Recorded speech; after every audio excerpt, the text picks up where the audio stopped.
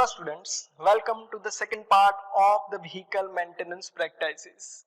In the last lecture, we saw the type that is breakdown maintenance. The next two types of the preventive and predictive will be learned in this video. Let's start. The second type is the preventive maintenance.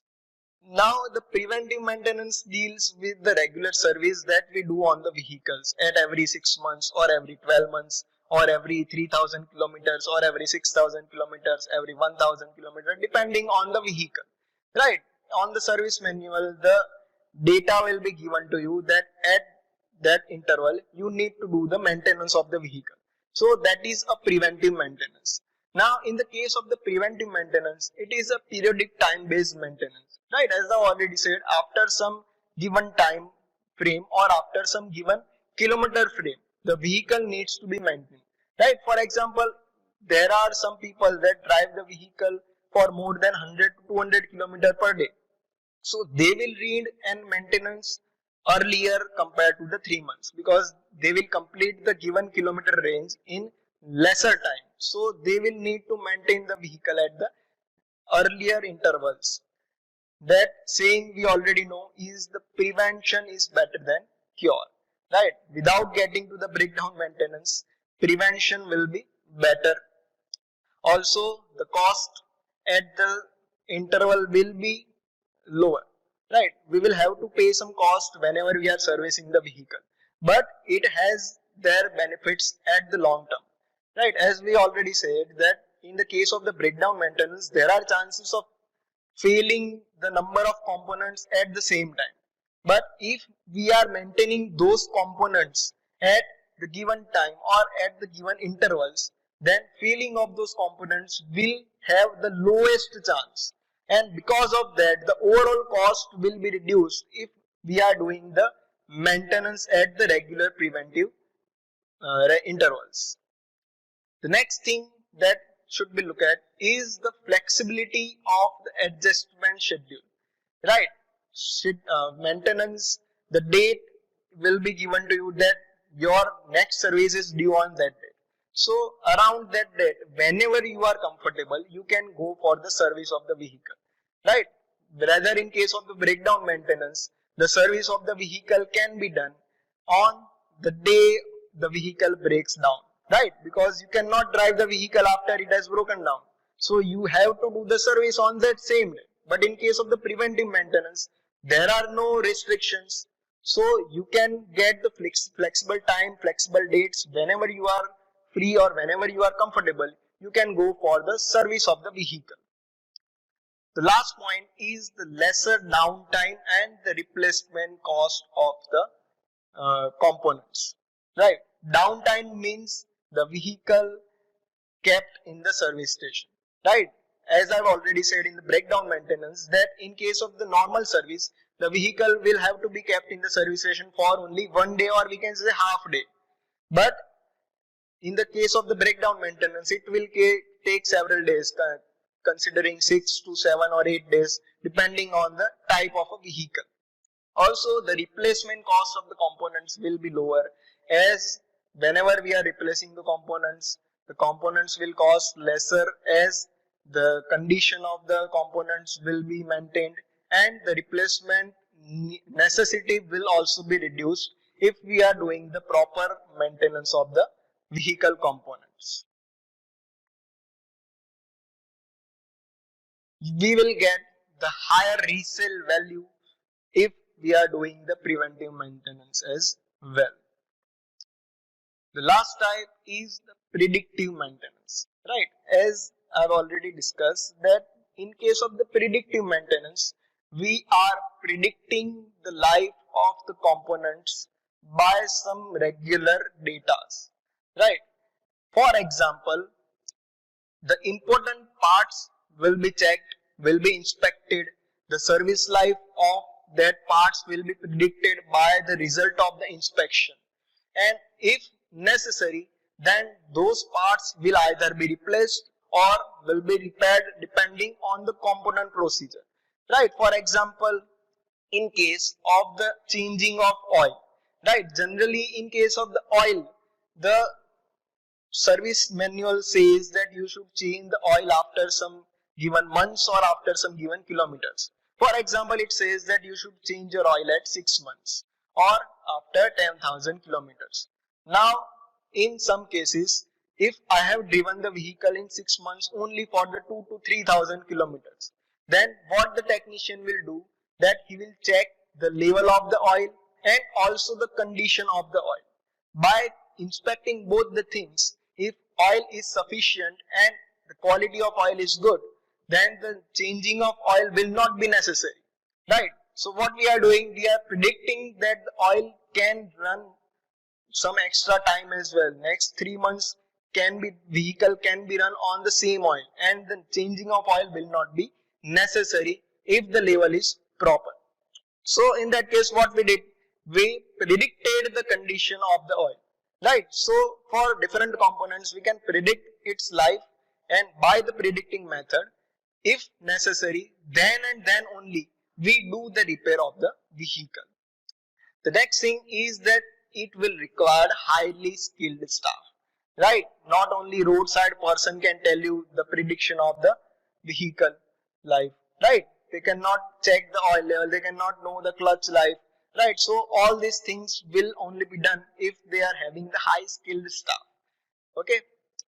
The next thing is the highly accurate and costly diagnostic equipment will be required in some of the components, right? Whenever we are checking the wheel alignment of the vehicle, then the test rig of that wheel alignment is pretty large. Also, it has an higher cost. So these type of instruments will be required to predict the condition of the vehicle components.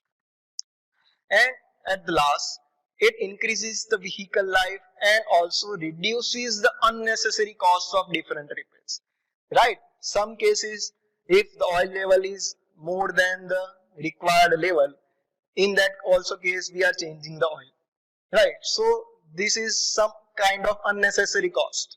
So if we are good at predicting, or if the service station is good at predicting the life of the components, then the unnecessary cost of the replacement will be reduced. So these are the three types of the maintenance. The first one was the breakdown maintenance, second one was the preventive maintenance, and third one was the predictive maintenance. Next, what we will see is that whenever we are maintaining the vehicle, there are some parts that needs to be inspected. So in this figure, you can see the parts that needs to be inspected while the vehicle goes to the service station. For example, the fuel pump needs to be tested whenever required, right? It is not necessary to test the fuel pump in all the services, right? If there are any problem in the fuel injection or the fuel pressure, then and then only fuel pump will be tested, right? We will inspect all the lights, that will be done on all the services. Wiper blade will be inspected if it is proper or not, otherwise it will damage the glass if the condition of the wiper blade is not proper. Then if it not proper, then it will be replaced. The radiator will be maintained, the air conditioning will be tested, the air filter will be cleaned, and if required it can be replaced as well. Engine will be maintained, the condition of the engine will be inspected, and if it is required, then we can maintain it. Generally the air fuel ratio can be adjusted whenever required. The battery will be checked, the condition of the battery will be checked by specific gravity test. The engine oil and filter will be changed whenever required. The brake will be checked, the wheel alignment and wheel balancing will be checked whenever required. And the emission testing and EGR testing will be done if the vehicle is giving the indication by the smoke, right? Then we can check the emission ratings of the vehicle. Next thing that we can see in this graph is the graph of the maintenance cost that the person has to pay, right? Now the maintenance cost of the vehicle can be optimum if we are doing the proper preventive maintenance, right? Also, if we are doing the excessive preventive maintenance, then the cost of the preventive maintenance will increase, right? We can see that breakdown maintenance is decreasing, but due to that the preventive maintenance cost will more increase compared to the breakdown maintenance as well. So we should follow the two dotted line graph. In that, the optimum maintenance zone has been called. So in that optimum maintenance zone, the cost of the maintenance is at the optimum level, or we can say at the lowest possible level, right? That will be given in the service manual about when to maintain the vehicle, what parts needs to be replaced at what time. So all that needs to be followed, which is given in the service manual. Then your maintenance cost will be in that optimum part or optimum graph as shown in this graph. Next thing is the periodic maintenance, right? All periodic maintenance is the same as predictive and predictable maintenance, but in the case of the periodic maintenance as shown in this figure, you can see the inspection of the different components that will be done whenever we are doing the periodic maintenance of the vehicle. Now in case of the periodic maintenance, the maintenance has some several types. In that, the first is daily maintenance, right? Now you will get confused that what is the daily maintenance, right? Now in the case of the daily maintenance, we need to clean the vehicle on the daily basis. Now that is also a type of a daily maintenance. We are checking the fuel level on the daily level, right? So that is also considered in the daily maintenance type. If the fuel level is low, then we will go to the fuel station and we will fill the tank. So there are some small things that we do daily, but we don't know. But these are the types of daily maintenance as well. Second thing is the weekly maintenance. Now in case of the weekly maintenance, what we do is we check the tire pressure. If the pressure in the tire is not proper, then we will go to the filling station to check the air level.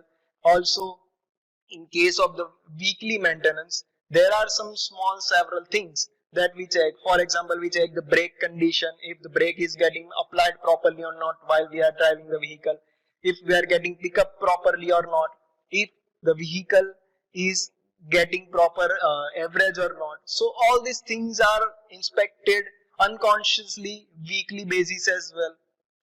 Next thing is the monthly maintenance.